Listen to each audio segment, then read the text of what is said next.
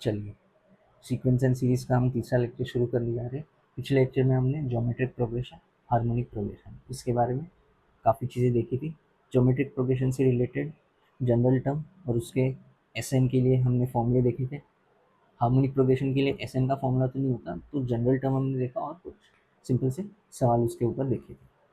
तो अपने तीनों जो प्रोग्रेशंस हैं वो कवर हो चुके हैं। अब उनका कॉम्बिनेशन तो नहीं बोलूँगा हम, लेकिन उन तीनों से ना अराइज आने वाले कुछ पैटर्न को ऑब्जर्व करेंगे।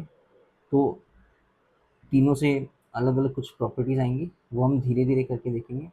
शुरुआत में करना चाहूँगा मीन्स के साथ, ठीक है। तो मान लो तीन नंबर ए बी सी मान लो ए पी में। अगर ये ए पी में है, ए पी में होने का मतलब ये है कि उनका ये जो डिफरेंस है, मतलब चाहे ये सब्ट्रैक्ट करो बी माइनस ए या सी माइनस बी करो, ये डिफरेंस सेम आता है, तभी इनको एपी में बोलते हैं। That means B minus A equal to C minus B, ठीक है। इसको रीअरेंज करोगे तो two B equal to A plus C, तो ये समझ गए, है ना। तो B equal to A plus C by two, ये तब होता है जब तीन number A B C A P में हो। अब मान लो वो ये तीन नंबर जो है वो जी पी में थे। अब जी पी में होने का क्या मतलब है, उनका कॉमन रेशियो सेम होना चाहिए, रेशियो। तो इस बार चाहे तुम बी अपॉन ए करो या फिर तुम सी अपॉन बी करो, वो सेम नंबर आना चाहिए, ठीक है। तो ये दोनों इक्वल, तो इसको मैं बी स्क्वायर इक्वल टू ए सी ऐसे लिख दूंगा। तो इसको चलो, वैसे स्क्वायर रूट लेना अलाउड नहीं होता, लेकिन मैं फिर भी इसको बी स्क्वायर नहीं, B equal to square root A C ले लेता हूँ। कैसा है ना, बी नेगेटिव भी हो सकता है, लेकिन ठीक है, मान लो फॉर द मोमेंट कि बी नेगेटिव नहीं है, तो ऐसे आ जाएगा, ठीक है। ऑल्दो ये पूरा करेक्ट नहीं है, अगर तुम्हें सॉल्व करनी है इस टाइप के सवाल तो तुम्हें यहाँ से शुरू करना चाहिए, b square equal to A c. इसके साथ शुरू मत करना, क्योंकि b could very well be negative, ठीक है। पता चलेगा बी नेगेटिव है तो तुम्हारा सारा खेल बिगड़ जाएगा। अब एच पी में मान लो ए बी सी अगर एच पी में होंगे तो क्या होगा, that is same as saying कि one by B one by C, ये तीन नंबर ए पी में होंगे। तो क्योंकि वो तीन नंबर ए पी में है, मैं ये जो रेड में सर्कल कर रहा हूँ इसमें बी की जगह वन बाई बी रख दो, ए की जगह वन बाई ए, सी की जगह वन बाई सी, समझे, क्योंकि उनके रेसिप्रोकल अब ए पी में है। तो अपना आएगा वन बाई बी इक्वल्स, मैं हाफ बाहर ले रहा हूँ, one by A plus C की जगह one by plus one by C, ठीक है। इसको तुम सिंप्लीफाई कर लो, या चलो मैं इसको ऐसे लिख देता हूँ कि B equals two upon one by A plus one by C, ठीक है, ये आ जाएगा। तो चलो, इनसे मोटिवेट होके अब मैं मीन्स डिफाइन करने वाला हूँ। मतलब जब तीन नंबर ए पी में है तो बीच वाला नंबर ना एक्सट्रीम वाले नंबर्स का सॉर्ट ऑफ एवरेज हो गया ना, ए और सी को ऐड कर रहे हो फिर अपॉन टू ले रहे हो, ठीक है।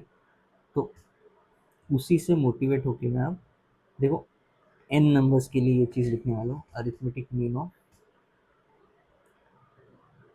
अच्छा अरिथमेटिक मीन को शॉर्ट में ए एम भी लिख देते हैं, ठीक है। तो वो दो नंबर्स के लिए था, एक्स वन एक्स टू से लेकर एक्स वन। एन नंबर्स का अरिथमेटिक मीन क्या होगा, देखो दो नंबर्स के लिए ए प्लस सी बाई टू, मतलब उनका एवरेज ही हो गया। तो एन नंबर्स के लिए भी यही रखते हैं, उनका एवरेज ही रख देते हैं अरिथमेटिक मीन, ठीक है। तो ये नेक्स्ट, अगर तीन नंबर जीपी में है तो बीच वाला नंबर ऐसा आता है, square root A C. Square root A सी का कुछ ऐसे मतलब हो गया कि तुमने दो नंबर लिए, उनको मल्टीप्लाई किया और उसकी पावर में हाफ लगा दिया, ठीक है। तो उसी से मोटिवेट होकर मैं ज्योमेट्रिक मीन क्या डिफाइन करूँगा, ज्योमेट्रिक मीन में कुछ ऐसे डिफाइन कर सकता हूँ कि अभी एन नंबर्स है, तो दो नहीं, एन नंबर्स का प्रोडक्ट ले लो, ये उसकी पावर हाफ नहीं, उसकी पावर में वन बाय एन ले लो, समझे। तो this is the geometric mean of n numbers. अब आते हुए हार्मोनिक मीन पे, तो अगर इसको देख के तुम्हें मोटिवेट होना है कि हार्मोनिक मीन कैसे डिफाइन करना चाहिए, तो मुझे उम्मीद है कि ये चीज़ तुम्हें दिखाई दे रही है कि two upon one by plus one by C, क्योंकि उधर दो नंबर थे तो टू अपॉन आ रहा है।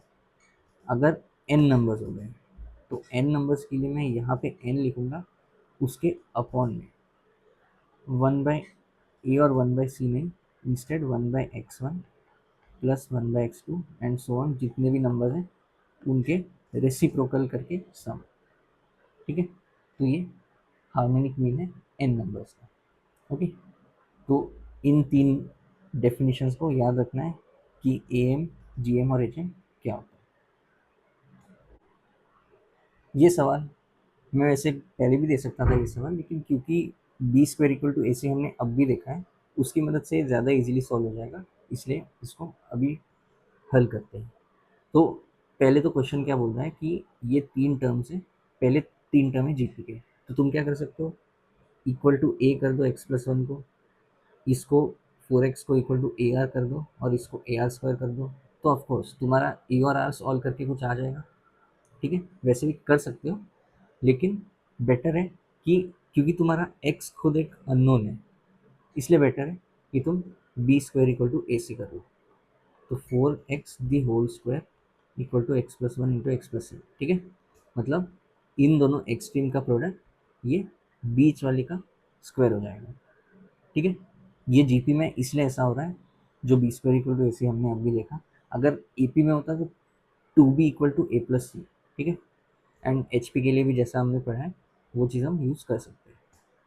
फिलहाल जीपी में है, तो हमें इसको सॉल्व करना है, तो ये आ जाएगा 16x² equals x² plus 8x plus 7। ठीक है, इसको अभी सिंप्लीफाई अगर करना है तो सब कुछ LHS में लेके आते हैं, 15x² minus 8x minus 7 equal to 0। ठीक है, मुझे साफ नज़र आ रहा है कि x माइनस वन इसका फैक्टर है ना, क्योंकि x इक्वल टू वन डाल के सॉल्व हो रहा है। अच्छा, तो फैक्टराइज करने की ज़रूरत भी नहीं है, या तो x इक्वल टू वन आएगा, या फिर इनके प्रोडक्ट ऑफ टर्म -7/15 है, product of roots I mean, तो अगर एक रूट वन है तो दूसरे को -7/15 ही होना पड़ेगा, है ना। बस, तो ये दो रूट्स आ गए। अब इन दो रूट से मुझे पॉसिबल एट्थ टर्म निकालना है। तो क्वेश्चन नहीं देखो, बोल रखा है पॉसिबल वैल्यूज, पॉसिबल वैल्यूज मतलब एक्स की मल्टीपल वैल्यूज पॉसिबल है, तो उससे अलग अलग जीपीज बन सकती है। तो ठीक है, एक्स की ये दो वैल्यूज आ गई, दोनों से सॉल्व करके देखते हैं। एक्स इक्वल टू वन से क्या होने वाला है, जीपी आ जाएगी, पहला टर्म एक्स प्लस वन, फिर 4x, फिर एक्स प्लस सेवन। ठीक है, तो जीपी ऐसी बन रही है एक्स इक्वल टू वन से, इसका मतलब है ए इक्वल टू टू और आर भी इक्वल टू टू, है ना। तो क्योंकि ए और आर दोनों इक्वल टू टू है, हेंस एट टर्म क्या हो जाएगा, T eight equal to A times r raise to seven. मैं डायरेक्ट लिख देता हूँ। ठीक है, तो eight term is two raise to eight. अगर हमें एक्स इक्वल टू -7/15 के साथ खेलना है, तो जीपी क्या बन रही है, एक्स प्लस वन वो हो जाता है 8/15, 4x वो हो जाएगा -28/15, और एक्स प्लस सेवन, तो -7 प्लस वो आ जाए 98/15। ठीक है, जीपी कुछ ऐसी आ रही है, इससे मैं ए और आर लिख देता हूँ। ए इज़ 8/15 और आर क्या है अपना, आर हो जाएगा, देखो दिस अपॉन दिस, है ना, ये हो जाएगा आर, तो -28/8, तो -7/2 दिख रहा है सबको, तो आर इज -7/2। ठीक है, ये ए और आर आ गए, बस टी एट निकालना है, वो तो सिंपली ए इंटू आर जो है उसकी पावर में 7। ठीक है, तो पूरा तो चलो मैं सिंप्लीफाई नहीं करूँगा, अपॉन में आ जाएगा 16, तो अपॉन में 240 आ रहा है, इधर में नेगेटिव ऑफ 7 की पावर 7 ऐसे बनना है। ठीक है, तो ये तुम्हारा आंसर। हेंस ये जो टी एट दोनों लिखे हैं मैंने, these are the possible eight terms of the G. ये एक और सवाल करते हैं, अगर ए बी और सी कोई रियल नंबर है एच पी में, तो मुझे ये चीज़ प्रूव करनी है कि ये सम इक्वल टू टू बताना है। तो कोई बात नहीं, इसको ऐसे करो, ऐसे मत करो कि ए को तुमने 1/a ले लिया, बी को तुमने 1/a+d ले लिया, एंड सी को 1/a+2 ले लिया, उससे भी आंसर आ जाएगा, लेकिन ये बहुत लंबा पड़ जाएगा। ओके, ऐसे मत करो, इंस्टेड क्योंकि हम अभी देख चुके हैं कि अगर ए बी सी ए पी में है तो बी क्या आता था, 2/1/+1/c। तो उसको सिंप्लीफाई करके ये समझे, 2/1/+1/c को सिंप्लीफाई करके बी इक्वल टू ये आ जाएगा। ठीक है, इसको पुट कर दो इसमें, और क्या। अच्छा, तो मैं एक काम करता हूँ, L H S equal to, L H S को मैं जानबूझ के ऐसे लिख रहा हूँ। ठीक है, प्लस ये आएगा b/c+1 b/c-1। देख लो, एल एच एस को मैंने ऐसे लिख दिया है, दोनों सेम ही बात है।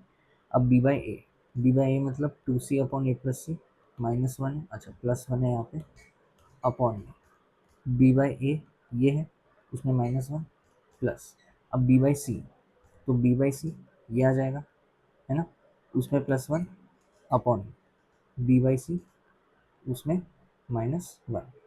ठीक है, ये चीज़ हमें सिंप्लीफाई करनी है और उसको इक्वल टू 2 बताना है। तो करते जाओ सिंप्लीफाई, ऊपर आ जाएगा 2c+a+c। ठीक है, तो 3c+a अपॉन में 2c-a-c, तो ये समझे, प्लस 2a+a+c वो आ जाएगा 3a+c ऐसे, अपॉन में 2a-a-c, तो ये आ रहा है a-c। ठीक है, अब ये डिनोमिनेटर वैसे तो सेम नहीं है, लेकिन सेम हो जाएंगे अगर इस फ्रैक्शन को तुम न्यूमरेटर डिनोमिनेटर में -1 से मल्टीप्लाई कर दो, है ना। तो -1 से अगर मल्टीप्लाई किया तो ऐसे दिख रहा है कि 3c+a माइनस, जब तुम एलसीएम वगैरह ले लोगे तो ऐसे आ जाएगा, इसके सामने माइनस आ जाएगा, और अपॉन में c-a, क्योंकि इसका नेगेटिव ले रहे हो। ठीक है, बस इसको सिंप्लीफाई कर लो, और क्या। तो 3c-c बन रहा है विच इज़ 2c, a-3 है ऐसे। ठीक है, बस हो गया। ऑब्वियसली ये रेशियो इक्वल टू 2 है, और वही मुझे प्रूव करना था, तो ये प्रूव हो गया। Inserting n AMs between a and b, ये अपनी नेक्स्ट चीज़ है। तो होता क्या है, पहले ये बताना होगा कि भाई इंसर्ट करने का मतलब क्या हो गया। अरिथमेटिक मीन तो हमने देखा, तो इंसर्ट करने का मतलब है कुछ ऐसे स्टार्ट करोगे इस टाइप के सवालों को, let the AMs B x1 x2 से लेकर xn।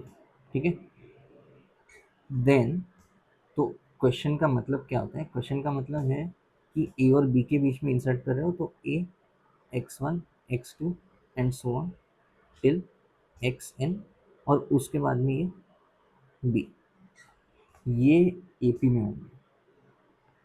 तो जब भी सवाल में ऐसा कुछ बोला जा रहा है कि ए और बी के बीच में एन अरिथमेटिक मीन्स इंसर्ट करो, इसका सिंपल मतलब है कि तुम उनको अज्यूम कर लोगे कि ऐसे कुछ है, या अगर क्वेश्चन ने कुछ दे रखा है तो वैसे अज्यूम कर लोगे, फिर ए उसके सामने रखो, बी उनके पीछे रखो, ये पूरी की पूरी सीक्वेंस एक सिंगल एपी होगी। बस इतना सा क्वेश्चन है, और कुछ नहीं। तो बहुत ही सिंपल है। अगर तुम्हें ए और बी गिवन रहेगा, जैसे लेट्स से तुम्हें मान लो 2 और 7 दिया है, और उसके बीच में मान लो 4 एपी तुम्हें इंसर्ट करना है, तो देखो 2 3 4 5 6 और 7, मतलब ये 4 नंबर जो है ये इंसर्ट करते ही ये पूरी ओवरऑल सीक्वेंस एपी बन जाती है। ठीक है, तो जब भी तुम्हें ए और बी गिवन है और तुम्हें x1 से लेकर xn फाइंड आउट करनी है कि ताकि ये वाली सीक्वेंस एपी बन जाए, तो उसको फाइंड आउट कैसे करोगे, सिंपल सा प्रोसीजर है कि इसमें हो क्या रहा है, इसमें टोटल कितने टर्म्स होंगे सोच के देख लो, ये समझे n+2 टर्म्स होंगे।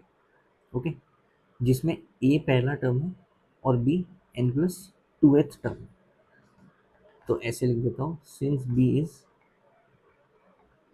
n+2th टर्म, बी क्या आ जाएगा भाई, a+n+2-1 इंटू कॉमन डिफरेंस। ठीक है, कॉमन डिफरेंस हमें नहीं पता तो कुछ डी मान लेते हैं। ओके, तो इसको सॉल्व करके जाहिर सी बात है डी इक्वल टू b-a/n+1 आ जाएगा, है ना। तो ये जो कॉमन डिफरेंस आया, इसी कॉमन डिफरेंस के साथ आगे चलते हुए तुम ये सारे के सारे x1 x2 and so on निकाल सकते हो। कैसे बना, देखो बहुत ईजी है। x1 क्या होगा, x1 होगा a प्लस डी, है ना। तो x1 आ रहा है a plus b minus a upon N plus one, ठीक है। ऐसे ही x2 आ जाएगा, x2 हो जाएगा a प्लस टू डी, है ना। तो ऐसे कुछ आ जाएगा एंड सो ऑन, बाकी सारे भी इसी तरह से आ जाएंगे। तो मुझे उम्मीद है तुम्हें समझ आ गया कि इन जनरल एक्स के जो है, एक्स के वो आ रहा है तुम्हारा ए, उसमें ऐड करोगे के times B minus a upon N plus one, ठीक है। तो एक्स के आ गया अपना ए प्लस के times B minus a upon N plus one. तो ये कोई वैसे फॉर्मूला है, लेकिन इस फॉर्मूले को बिल्कुल याद रखने की ज़रूरत नहीं है। अगर सवाल ऐसे कुछ बोल रहा है ना, तुम ऑन दी गो ये चीज़ डिराइव कर सकते हो, बहुत ईजी है ना। जैसे ये डिराइव हो गया, वैसे फिर एक्स के आ जाएगा ए प्लस के टाइम्स, वो भी तुम ए पी की शक्ल देख के आराम से निकाल लोगे। तो ये था एन अरिथमेटिक मीन इंसर्ट करने का तरीका। ऐसे ही सिर्फ अरिथमेटिक मीन नहीं, किन्हीं भी नंबर्स के बीच में तुम ज्योमेट्रिक मीन भी इंसर्ट कर सकते हो।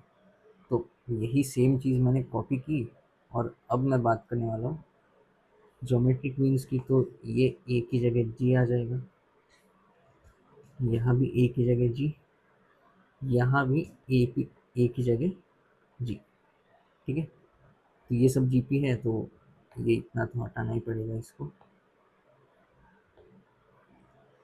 तो क्योंकि B N plus two H term है, तुम्हें मिलेगा बी जो है वो equal to A times R की power N plus two minus one, ठीक है।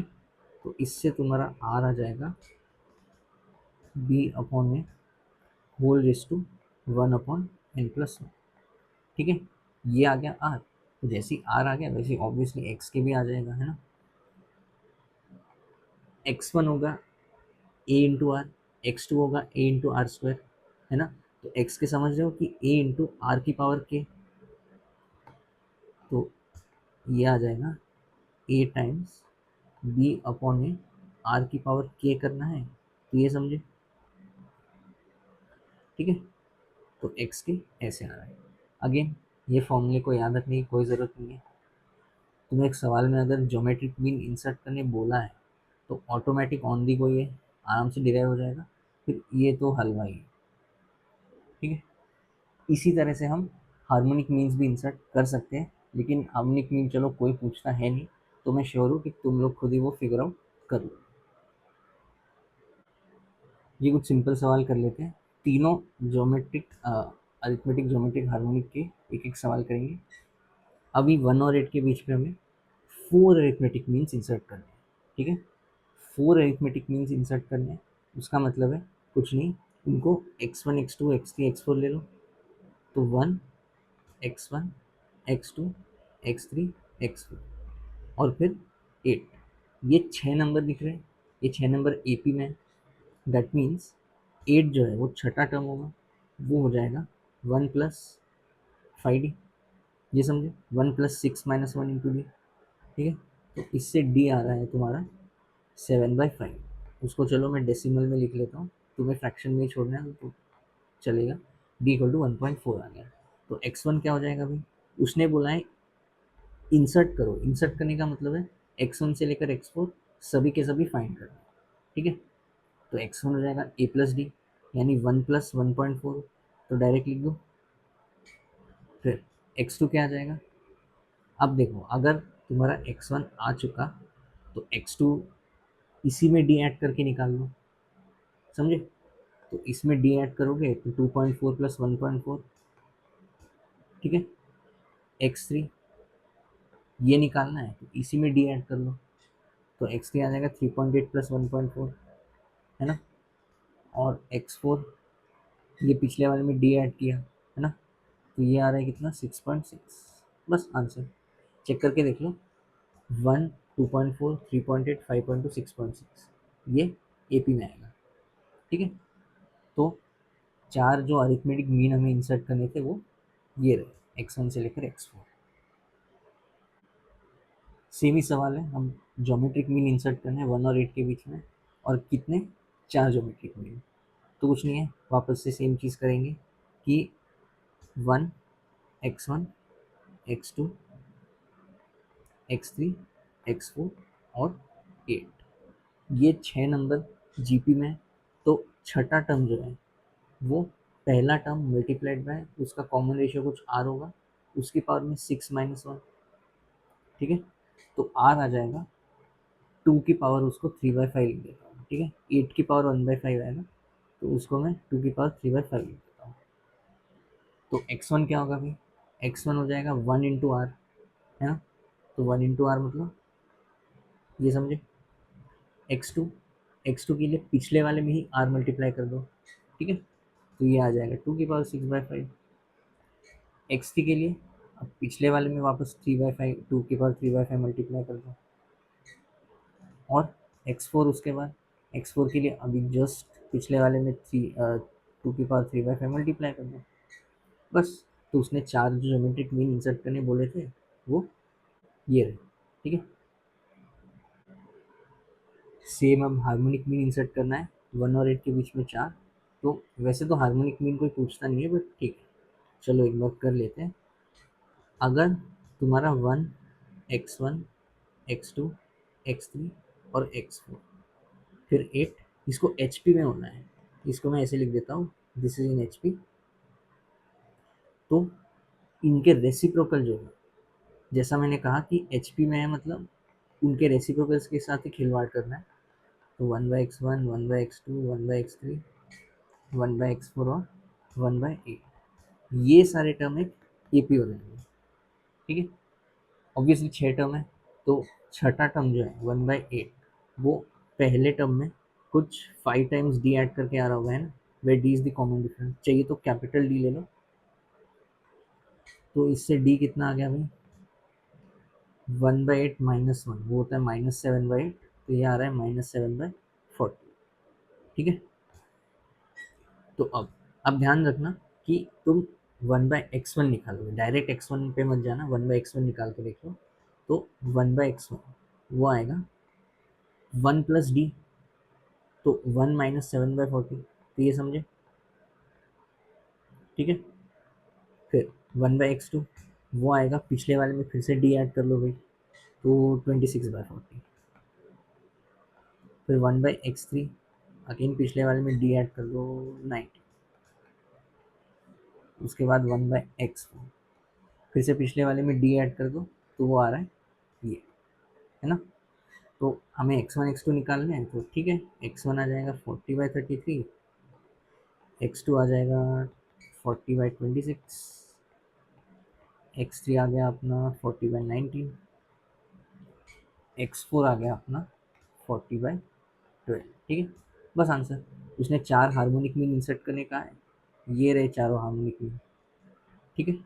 तो जब भी इस टाइप का सवाल है, वो कोई फॉर्मूला लगाने की कोई ज़रूरत नहीं है, उनको याद नहीं रखना है, डायरेक्टली ऐसे स्टेटमेंट लिखा करो, फिर आगे का तुम समझ जाओगे। जितने तुम्हें हार्मोनिक या जो भी मीन इंसर्ट करना है उससे दो ज़्यादा टर्म आएंगे। जैसे यहाँ पे 4 हार्मोनिक मीन इंसर्ट करने थे, तो टोटल देखो हर बार 6 आए, इसलिए ये 6th टर्म के लिए 5 है ना। पिछले भी सवालों में ऐसे ही हुआ था। तो अब मैं बात करना चाहूँगा एपी की एक प्रॉपर्टी की, लगभग वैसी ही प्रॉपर्टी जीपी के लिए अप्लाई होती है, लेकिन पहले हम एपी के लिए देख लेते हैं। तो जैसे मान लेते हैं कि A1 A2 and so on से लेकर टिल AN, ये कुछ नंबर मान लो जो एपी में है, ठीक है। तो क्योंकि ये एपी में है, हम आराम से A1 = A ले सकते हैं, A2 को A+D एंड सो ऑन, इसको हम जानते हैं कि ये A+n-1D NH का है, ठीक है। तो चलो ये हटा देता हूँ, उसका काम नहीं है।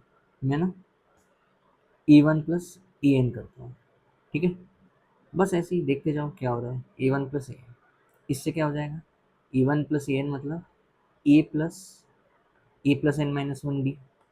तो तुम्हें समझ आ रहा है कि ये 2A + n-1 × D बन जाएगा, है ना। अब मैं A2 और AN-1 इनको ऐड करके देखता हूँ, देखो भाई क्या बनने वाला है। A2 हो जाएगा A+D, AN-1 होगा A + n-2 × D, तो हुआ क्या कि पिछले वाले में ए था, यहाँ पे ए प्लस डी हो गया, तो यहाँ पे डी का एडिशन हुआ, यहाँ पे n माइनस वन डी था, यहाँ पे n माइनस टू डी था, तो यहाँ पे डी का सब्ट्रैक्शन हो गया, डी कम हो गया। इसलिए जब तुम ओवरऑल ऐड करोगे तो तुम्हें विजुअलाइज हुआ कि दोनों का एडिशन सेम ही आ रहा है। टू है तो ऑब्वियस है, चलो डी और n माइनस टू डी वो n माइनस वन डी ही दे रहे हैं, सेम जो ऊपर आया था। ठीक है, अब ये चीज़ भी मुझे उम्मीद है कि मैंने कन्विंस कर लिया तुम लोग को कि ये भी equal to two A plus N minus one into D ही आएगा, है ना। फिर से वही चीज़, यहाँ पे डी का एडिशन हुआ, यहाँ पे डी का सब्ट्रैक्शन हुआ, तो ओवरऑल एडिशन में थोड़ी कुछ फ़र्क पड़ने वाला है। ठीक है, तो कैसा है ना, इसको अगर तुम्हें याद रखना है, तुम याद कुछ ऐसे रख सकते हो कि मैंने ये ए वन लिखा, ये ए टू लिखा, एक चलो ए थ्री भी लिख देता हूँ, एंड सो ऑन। एक मैं लिखूँगा ए एन माइनस टू, एक मैं लिखूँगा ए एन माइनस वन, और एक लिखूँगा ये एन।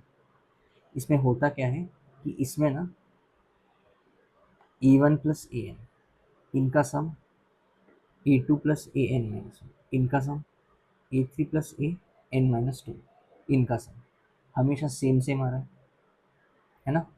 और इसमें खास बात ये देखो कि ये जो चीज़ है इसको मैं ऐसे लिख सकता हूँ, टू अगर मैंने कॉमन लिया तो क्या आ रहा है, या चलो इसको अलग से करते हैं यहाँ रफ में।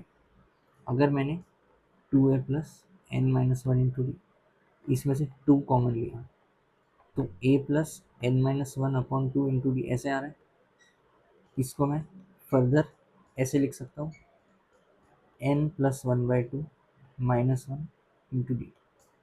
ठीक है, तो ये समझ रहे हो कि ये कुछ नहीं है, two times N plus one by two th term है ना, A plus N minus one into D, समझे। तो ये two times A N plus one by two. अब A N plus one by two है क्या, वो एक्चुअली इन सब का मिडल टर्म है। अगर किसी सीक्वेंस में एन टर्म्स है तो ऐसा हो गया ना कि ए वन से लेकर ए एन, तो one plus n by two, one और एन का एवरेज ले लो तो मिडल टर्म समझे, तो ये मिडल टर्म का डबल है। तो ये जो है ए वन और ए एन, ए टू और A N minus one, A three और ए एन माइनस टू, ये कुछ नहीं है, मिडल टर्म के इक्वी डिस्टेंट टर्म्स हैं। मतलब मिडल टर्म से जितना डिस्टेंस तुम यहाँ जाओगे उतना ही डिस्टेंस इधर जाओगे। ठीक है, मिडल टर्म से जितना डिस्टेंस तुम ए टू तक जाओगे उतना ही डिस्टेंस तुम ए एन माइनस वन तक जाओगे, है ना। और सेम चीज़ बाकी ए three A N minus two, फिर ए four A N minus three के साथ भी होगा, ए five A N minus four के साथ भी होगा। ठीक है, तो ऐसे बोल सकते हैं हम कि terms equi distant from middle term, उनका अगर सम लोगे तो हमेशा कांस्टेंट आएगा। ठीक है, तो ऐसे लिख देता हूँ मैं, in A P of N terms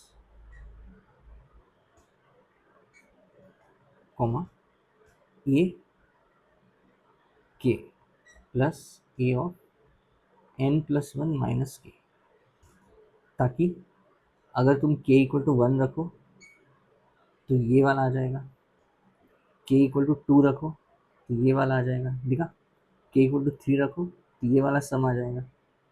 तो ए के प्लस ए एन प्लस वन माइनस के, ये हमेशा एक कांस्टेंट है,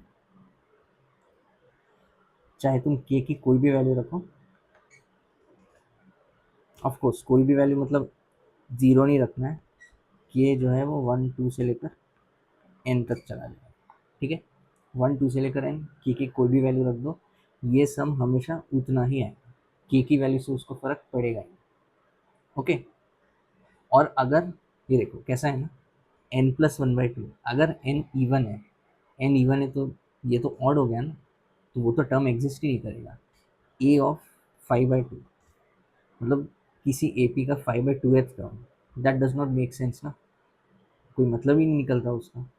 तो इसलिए जब ए इवन है तो ये टर्म एग्जिस्ट नहीं करेगा, लेकिन अगर ए ऑड है, ए ऑड के लिए तो भाई ये डिफाइन होगा, है ना। तो ए ऑड के लिए क्या होने वाला है, ए ऑड के लिए ये sum equal to in n is odd, this sum equals 2 times a n plus 1/2, मतलब उसके मिडल टर्म का डबल। ठीक है, तो चलो ऐसे लिख देता हूँ, डबल ऑफ मिडल टर्म। ठीक है, तो एपी के लिए कुछ ऐसी रिजल्ट आ रहे हैं। अब इसका पहले जीपी पे जाने के पहले एक सिंपल सा एप्लीकेशन बता देता हूँ। Sum of N arithmetic means N S inserted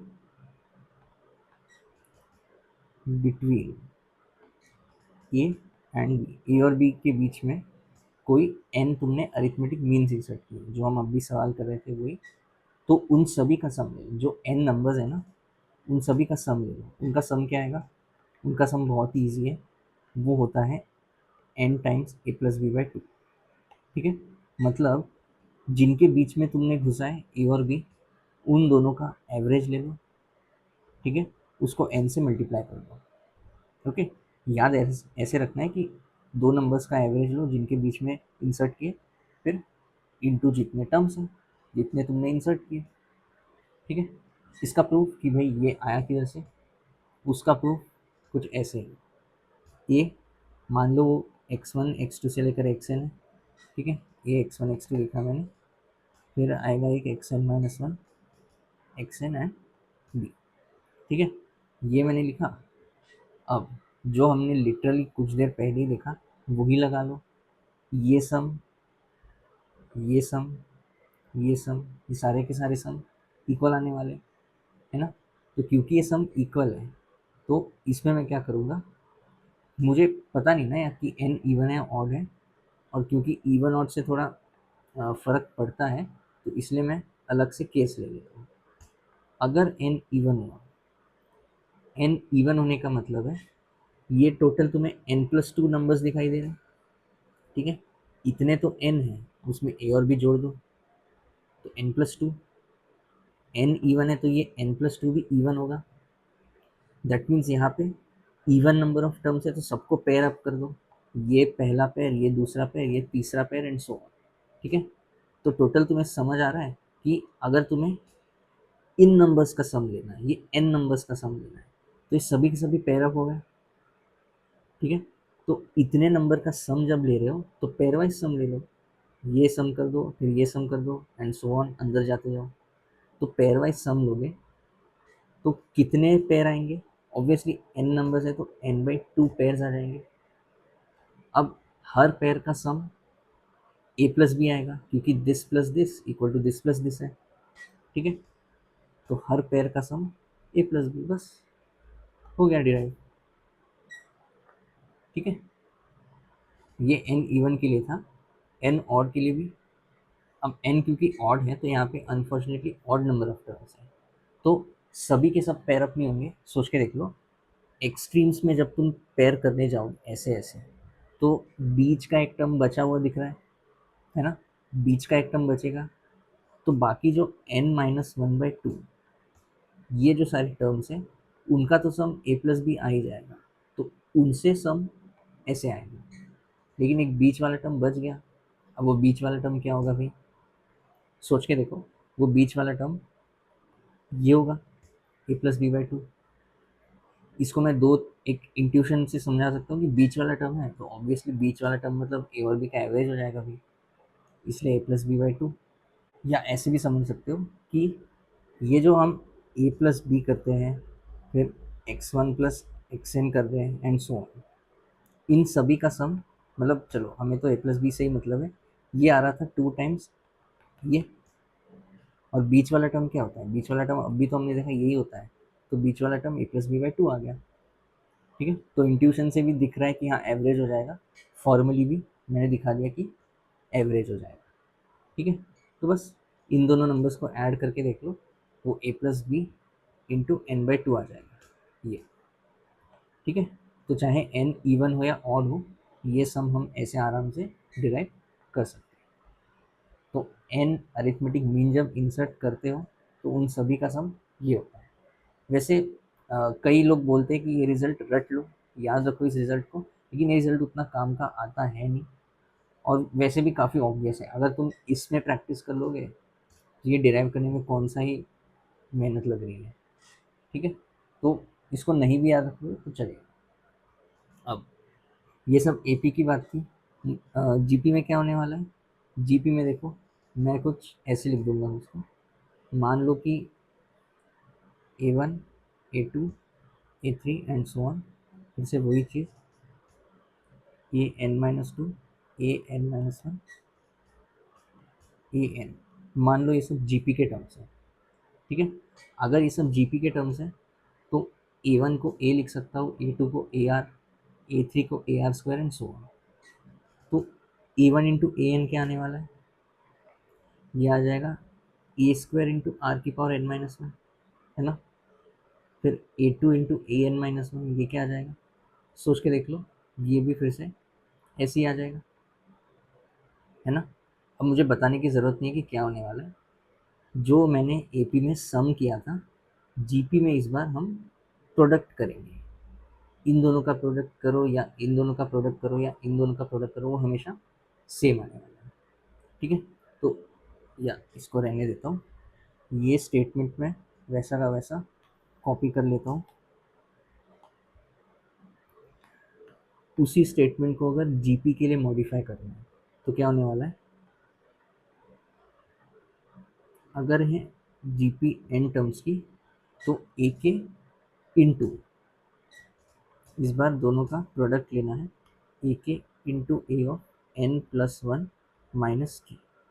ठीक है, ये हमेशा कांस्टेंट होगा चाहे तुम के की कोई भी वैल्यू रखो। ठीक है, मतलब A1 इंटू एन सेम होगा, A3 इंटू AN-2 सेम होगा, A2 इंटू AN-2, AN-1 वो भी सेम ही आएगा।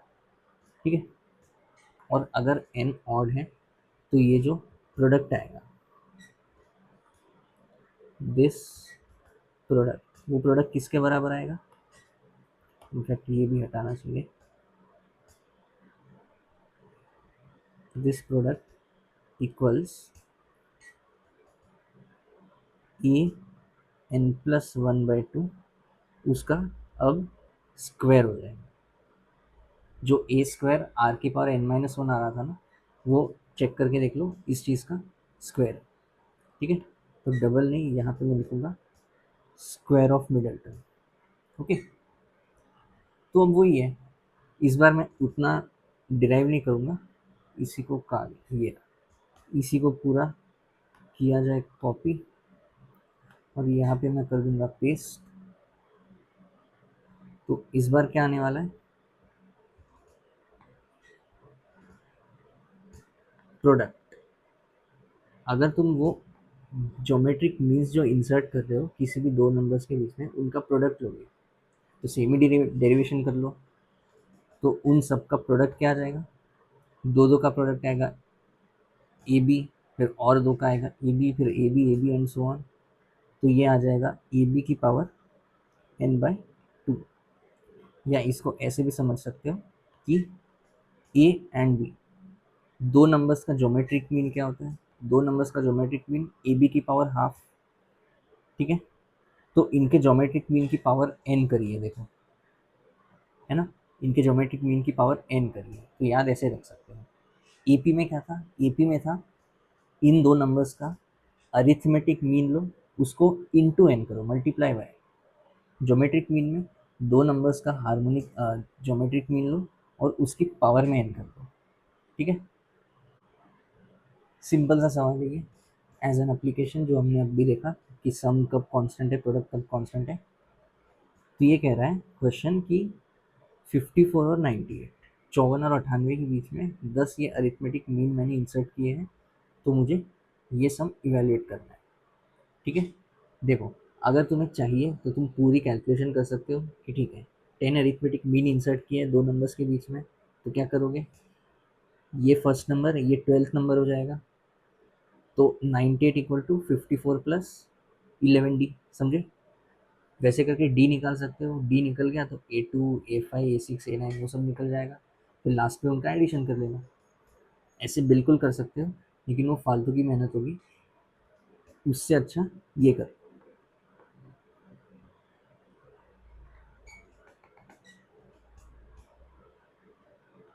नहीं, कितने हैं, 10 है, और A9, A10 और 98, ये समझे कि ये AP है एक। अगर तुम्हें A2 और मतलब ऐसे देख लो कि 5498, इसका sum will be equal to A1 plus A10, ठीक है। A2 प्लस A9 भी 54 प्लस 98 ही आने वाला है, ठीक है। तो इसको मैं क्या लिखने वाला हूँ, इसको मैं ऐसे लिख देता हूँ, A2 प्लस A9 ये इक्वल टू 54 प्लस 98 आएगा, ठीक है। तो इसको यहाँ पे लिख देता हूँ अच्छी से। A2 प्लस A9 कितना आ रहा है, 54 और 98, 112, ठीक है। समझे, A2 प्लस A9 152। अब इसमें पैटर्न क्या फॉलो होने वाला है, जैसे A1 A10, 1 और 10 का सम 11, A2 A9, 2 और 9 का सम 11।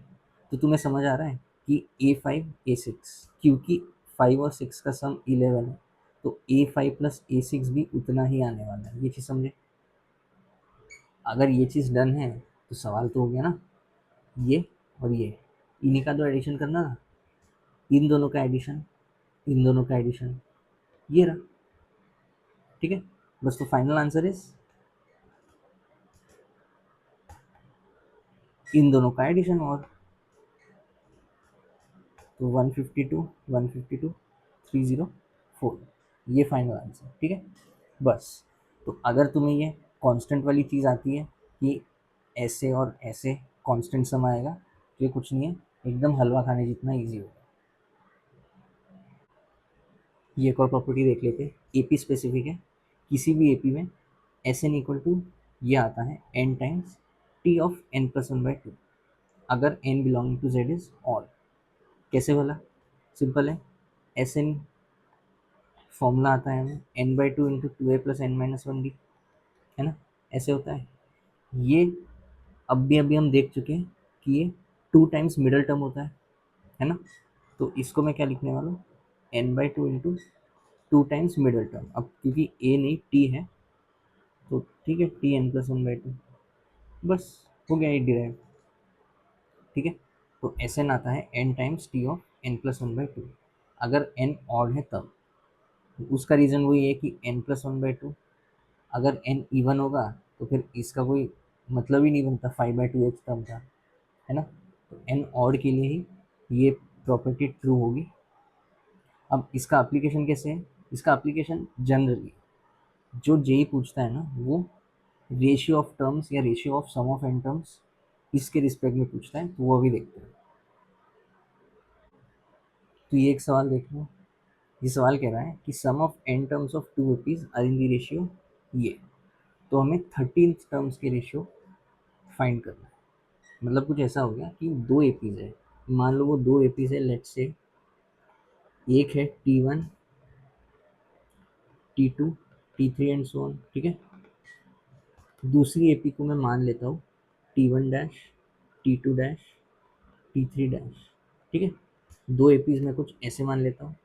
अब दो एपीज का क्वेश्चन में सम ऑफ एंटम्स की बात करिए तो ठीक है, इसका सम ऑफ एंटम्स में एस एन ले लेता हूँ, जो स्टैंडर्ड अपना नोटेशन है, और दूसरे वाले का मैं एस एन डैश ले लेता हूँ, ठीक है।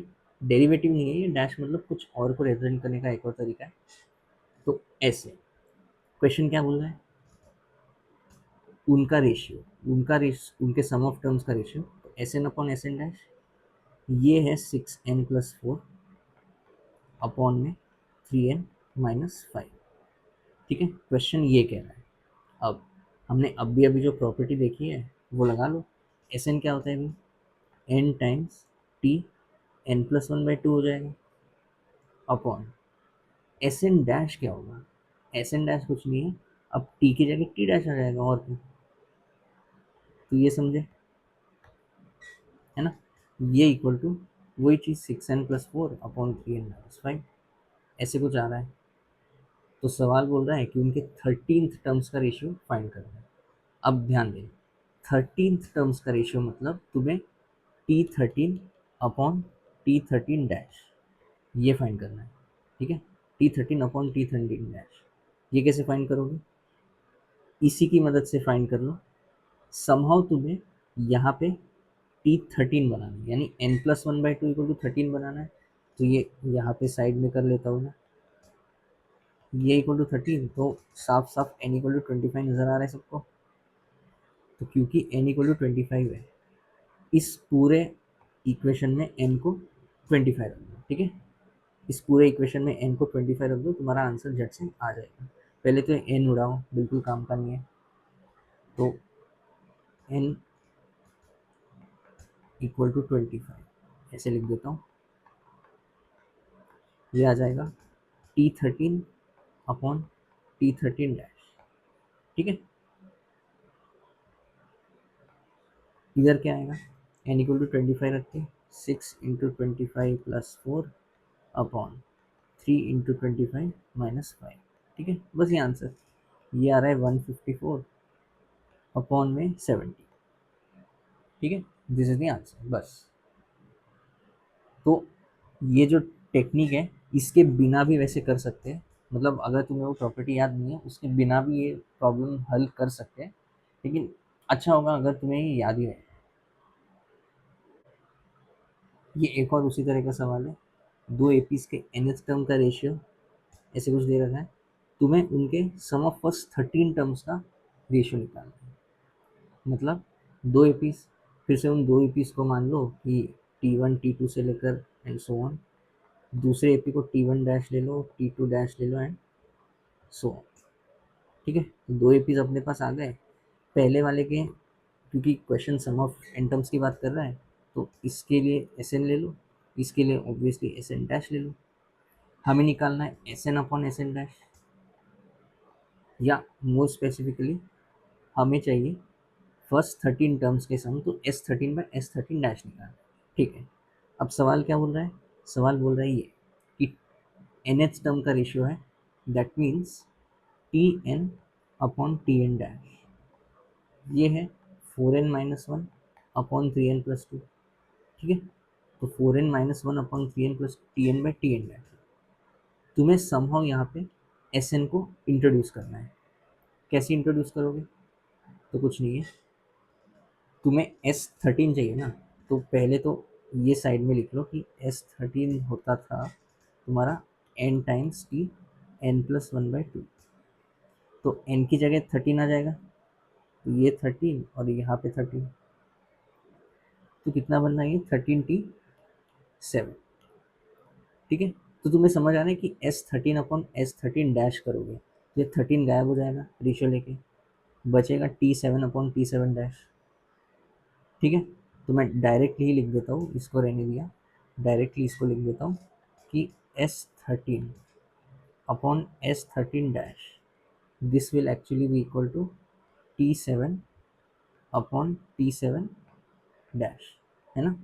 तो कुछ नहीं, इसमें इनको 7 रख दो और क्या, 4 × 7 - 1 अपॉन 3 × 7 + 2, बस आंसर। कितना आ रहा है भैया? 27, और इधर में कितना आ गया? 23।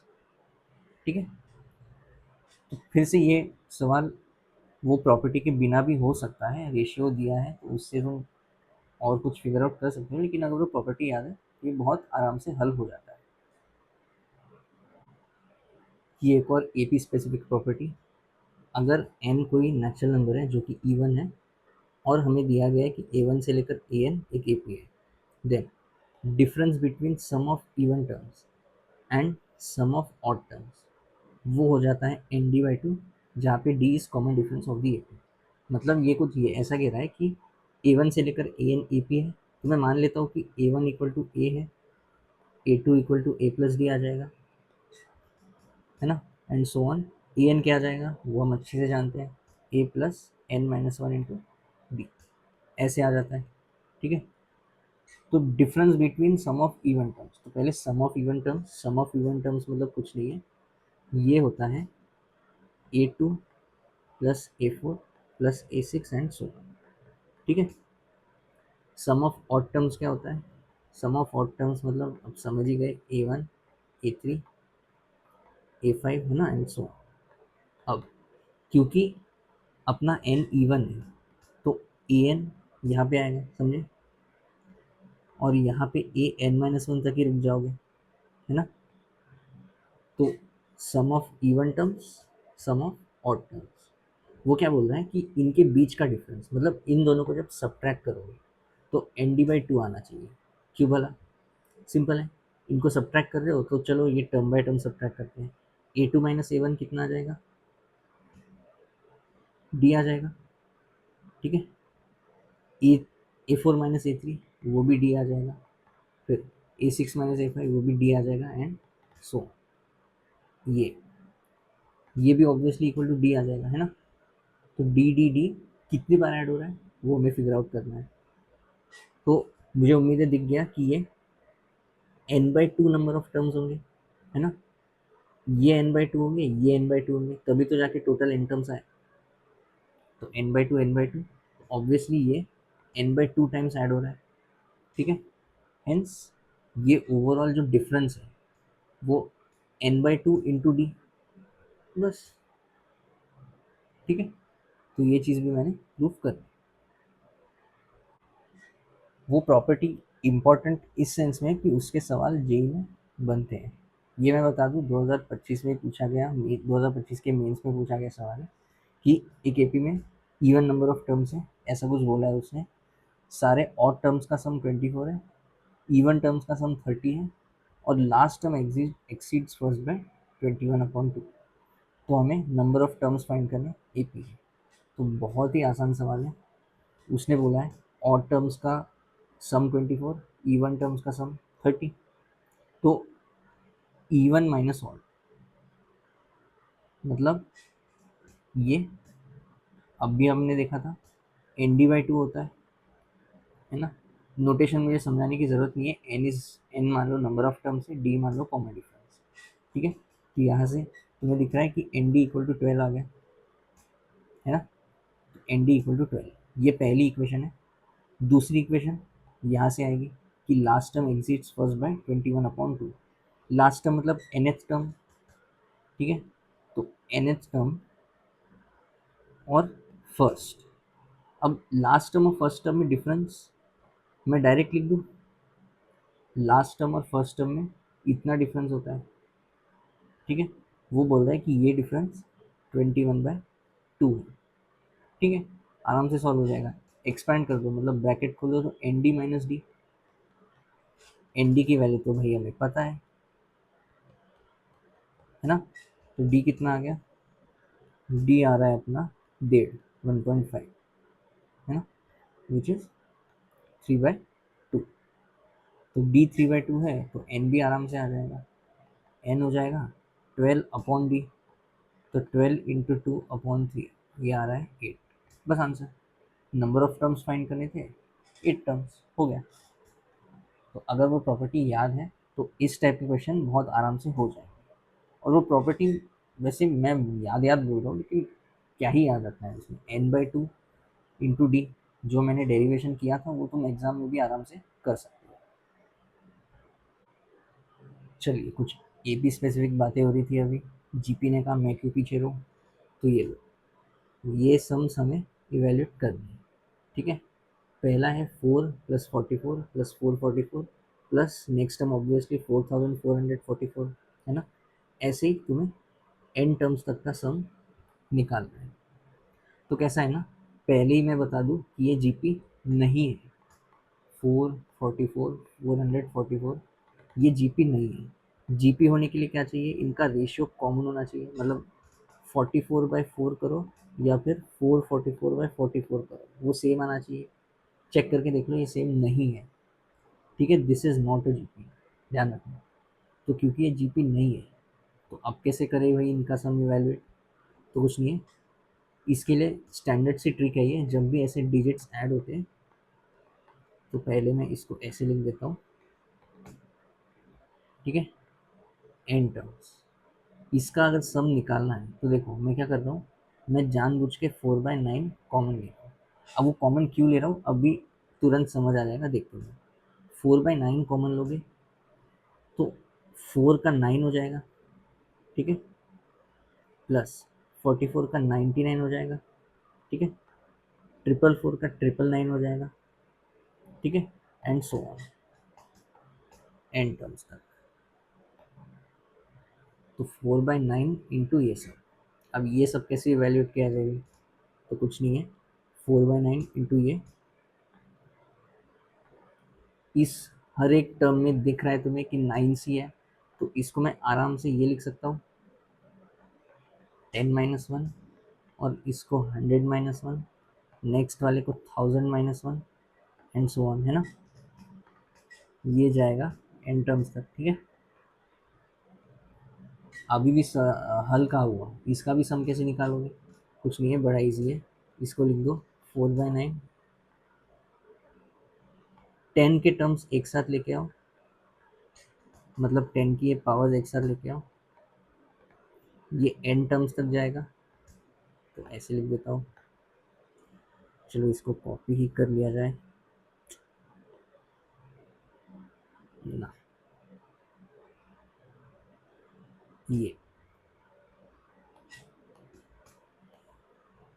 ये रहे अपने एन टर्म्स।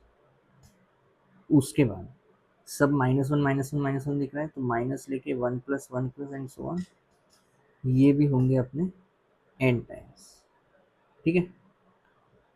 तो ये सब हमें निकालना है, तो कुछ नहीं, एकदम ही आसान हो गया। अब पहला वाला देखिए, पहला वाला तुम्हें दिखाई दे रहा है, ये पहली ब्रैकेट जीपी है, ऑब्वियसली 10 मल्टीप्लाई करो, फिर 10, फिर 10, है ना। तो क्योंकि ये जीपी है, इसमें तो हम फॉर्मूला लगा सकते हैं, लगा दो formula, a into r raise to n, तो कॉमन रेशियो 10 नज़र आ रहा है, -1 अपॉन r-1, ठीक है। क्योंकि एन टर्म्स है, तो मुझे ज़्यादा दिमाग लगाना नहीं पड़ा, काउंटिंग करनी नहीं पड़ी, डायरेक्ट यहाँ r raise to n minus ये सब, 1 को तुम एन टाइम्स ऐड कर रहे हो, देखा, तो वो ऑब्वियसली इक्वल टू एन आ जाएगा ऐसे, है ना। बस खत्म भी हो गया भाई सवाल। इसको चाहिए तो और ब्रैकेट एक्सपेंड करके ऐसे आ रहा है 40 इंटू 10-1 अपॉन 9 इंटू 9 -4/9 एन, लो जी आंसर, ठीक है। तो ये सवाल ऐसे हल हो चुका। तो ये एग्जैक्ट जीपी तो नहीं थी ऑब्वियसली, लेकिन हम आराम से जीपी के कंसेप्ट यूज़ करके इस टाइप के सवाल को सॉल्व कर सकते हैं।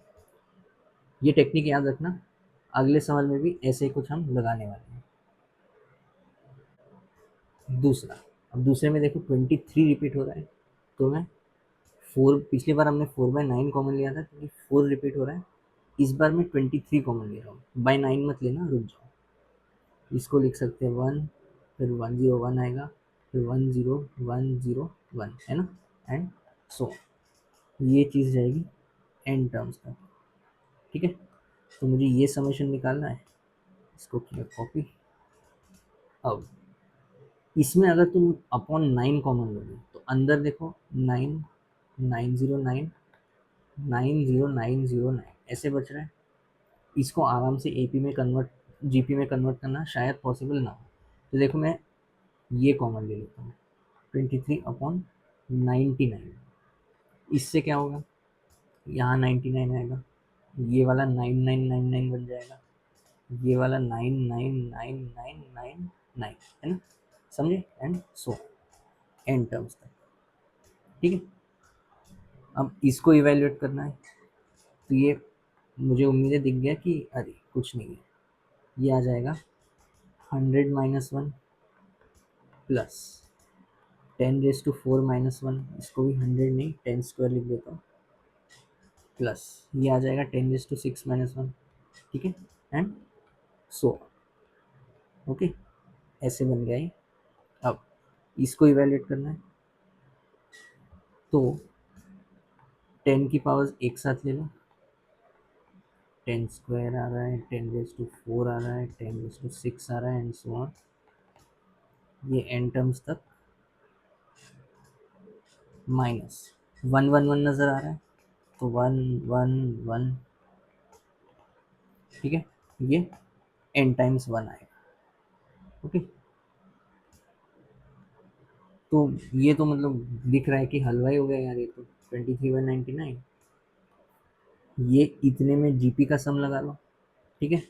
जीपी का सम लगाया तो ए आर की पावर एन, तो 10 स्क्वायर की पावर एन, समझे, -1 अपॉन आर -1, ठीक है।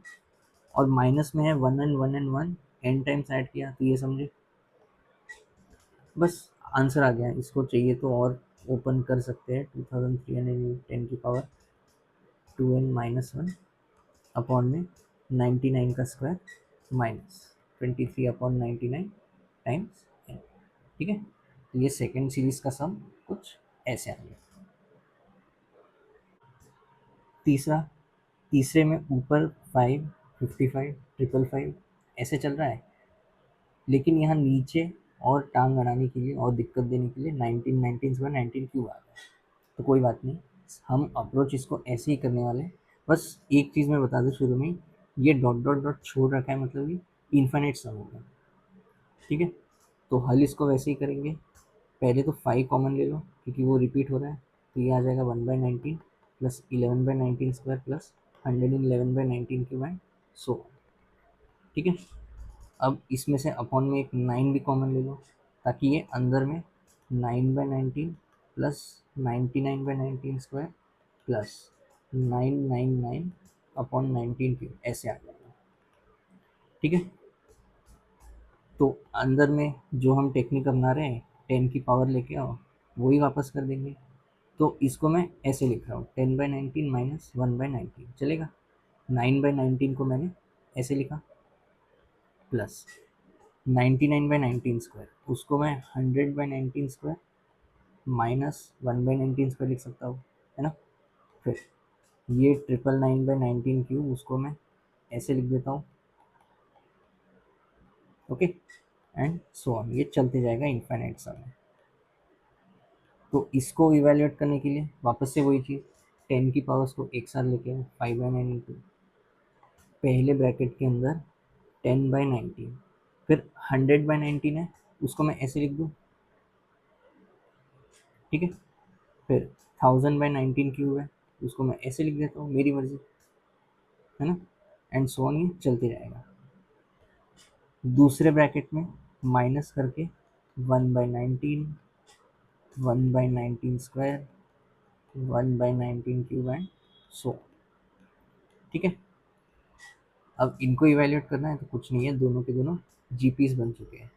देखो, पहले वाली जीपी में फर्स्ट टर्म है 10/19 और कॉमन रेशियो भी वही है, ठीक है। अच्छा, तो इसका फॉर्मूला ही है डायरेक्ट, क्योंकि ये इन्फाइनाइट सम है तो ए अपॉन 1 माइनस आर, है ना, माइनस ये दूसरी ब्रैकेट भी इन्फाइनाइट सम है, तो ए अपॉन 1 माइनस आर, ठीक है। बस इसको हल करो, आंसर आएगा, ये आएगा 10/9, ओके, माइनस 1/19 अपॉन 18/19, ठीक है। ऐसे आ गया। अब और सिंप्लीफाई कर लेते हैं। अब 20/18 तो 19/18 बन रहा है, तो आंसर इज 95/162, ठीक है। तो ये तीसरे सीरीज का आंसर है 95/162, ओके। तो आज के लिए यहीं पे रुकते हैं, और कुछ छोटी मोटी चीज़ें हैं जो मुझे प्रोग्रेशन के बारे में बतानी है, वो बाद में हम डिस्कवर करेंगे, ठीक है। Bye bye.